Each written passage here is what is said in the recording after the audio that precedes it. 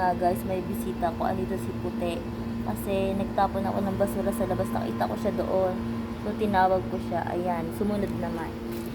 Binigyan ko ng pagkain na naman ni Basti. Ang kaso, may isang bisita ulit. Yung itim na pusaan doon. Inaagawan siya ng pagkain. Puti!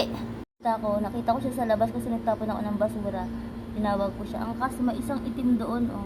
Inaagawan siya ng pagkain, Buti hindi sila nag-aaway. Hindi niya talagang pumasok ko. Kain ka natin, sige na. No. Dahil, ayan, di ba, nung kanin na may atay. Pero kumain naman siya. Yan, binigay ko na lang sa kanya kaysa masayang sa loob. Diba? Kain ka ng kain dyan. Inaagawan siya ng itim na may puti, Ayun siya, oh. Kinain niya yung cat food na binigay ko kay Puti. Buti hindi siya nag-aaway. Inaagaw niya lang. Kain ng madami, ha, kasi papasok na ako. Inom ka ng tubig, ha. Makain siya. Gusto niyang pumasok, guys. Kasi hindi pwede. Kasi papasok na rin ako ng trabaho.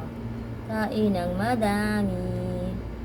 Buti sumunod talaga siya yung tinawag ko sa labas. So, ibig sabihin, kilala niya na ako. Kasi sumunod siya, Mabait siya. Hinahayaan niya lang yung itim na kainin yung cat food na binigay namin. Kahit yan, maibsan yung gutom mo, tsaka uhaw. Yan lang ang may bibigay namin sa'yo.